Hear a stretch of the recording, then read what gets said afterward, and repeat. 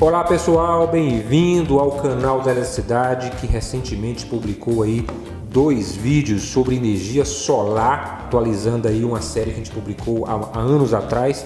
E como é de praxe aqui no canal, a gente disponibiliza aqui uma sessão de perguntas e respostas, começando aqui com a pergunta do Rafael Andrade. Ele quer saber o seguinte: quanto custa instalar energia elétrica na minha casa, tendo em vista que eu pago entre 100 e 140 reais na conta de luz? Pergunta muito interessante, provavelmente essa seja a pergunta de milhões, de pessoas que têm esse perfil de consumo aí. E eu não apenas vou responder aqui a pergunta do Rafael, mas como eu também vou estimar o custo de instalação de uma solução solar em 5 capitais brasileiras, representando aí as 5 regiões do Brasil, onde você tem oscilações de preço em função da disponibilidade de radiação solar aí também. Vamos lá então, pessoal?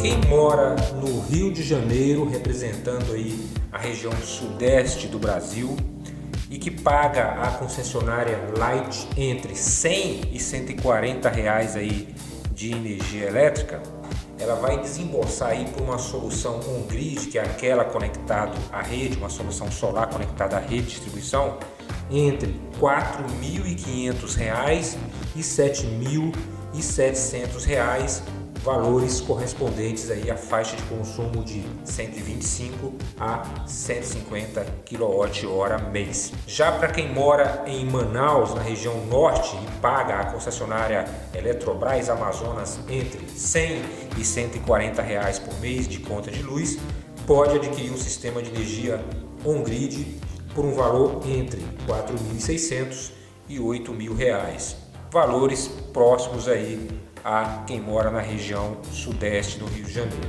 Já para os moradores aí de Porto Alegre, no extremo sul do Brasil, quem paga entre 100 e 140 reais aí na conta de luz, quem paga lá para a Companhia Estadual de Energia Elétrica, o custo de uma solução fotovoltaica ela varia aí entre R$ 6.000 e R$ 10.300.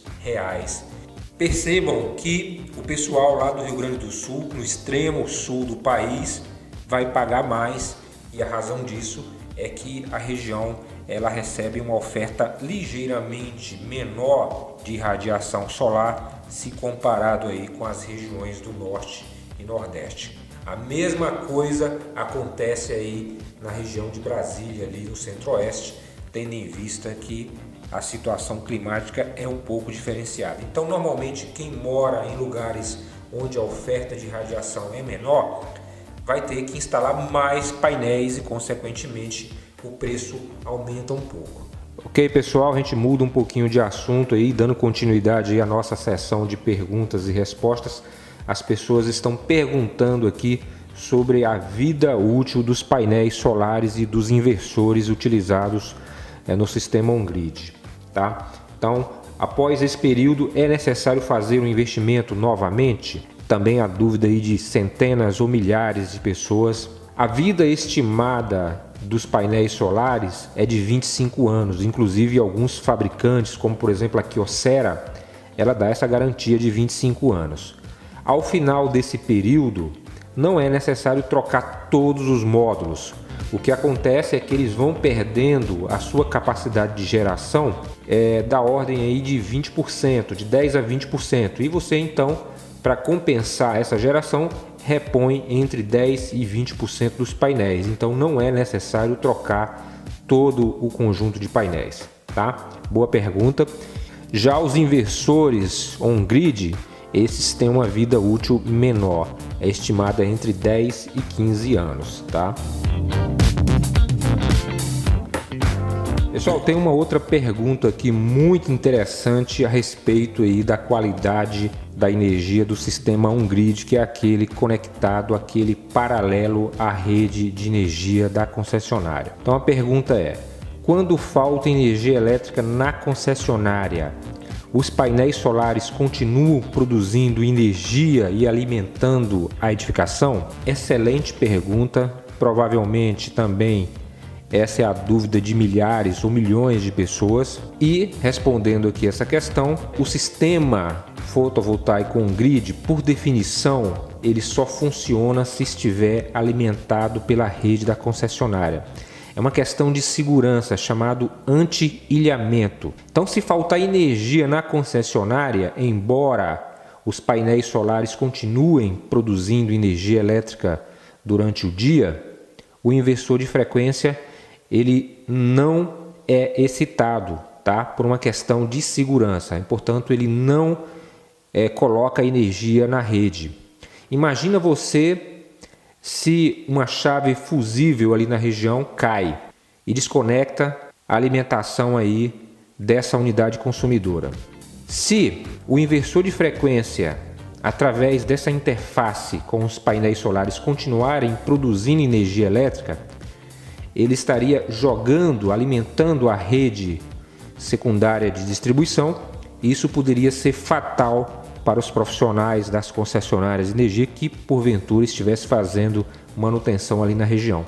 Então, existe um protocolo internacional que se chama popularmente como sistema anti-ilhamento, que inibe o funcionamento dos inversores quando não há energia da concessionária. Pessoal, tem uma outra pergunta aqui muito oportuna, foi feita aí pelo Ricardo Freitas.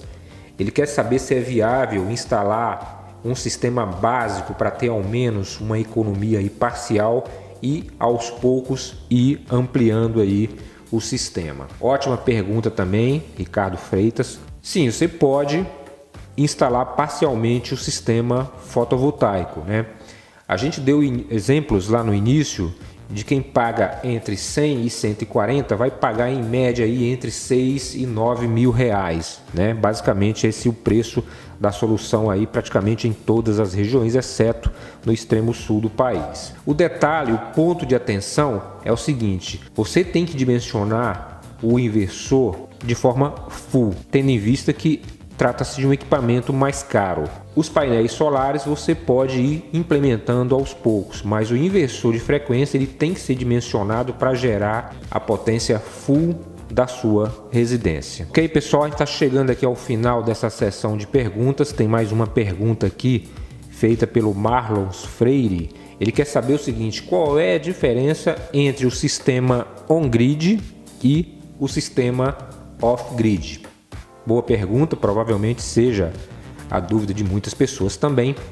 O sistema on-grid é aquele conectado à rede elétrica da concessionária e só funciona se a unidade consumidora estiver conectada ao inversor de frequência. Como a gente falou agora, se faltar energia, também falta energia na unidade consumidora. Os painéis continuam produzindo energia, mas o inversor, por uma questão de segurança, ele é desligado. Então, e quando você liga um eletrodoméstico na sua residência, essa potência ela não vai ser absorvida dos painéis solares ou dos inversores, mas sim da rede da concessionária de energia elétrica, tendo em vista que essa potência é absorvida da rede e não diretamente dos inversores. Já o sistema off-grid utiliza bancos de baterias para armazenar a energia gerada aí pelo sol, sendo esse modelo mais indicado para regiões isoladas onde não há rede de distribuição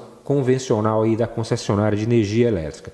E nesse caso você tem painéis solares que absorvem a irradiação solar, transforma isso em energia elétrica. Essa energia ela é armazenada em baterias, tá? Em bancos de baterias. Normalmente você dimensiona essas baterias para suprir a potência instantânea da edificação e com capacidade para suprir essa demanda por até 3 dias na ausência e na falta de irradiação solar, normalmente quando ocorrem chuvas, tempestade, coisa do tipo. Por isso, essa solução ela pode ser o dobro ou até o triplo do valor da solução on-grid, respondendo aí, inclusive, já mais uma pergunta aqui.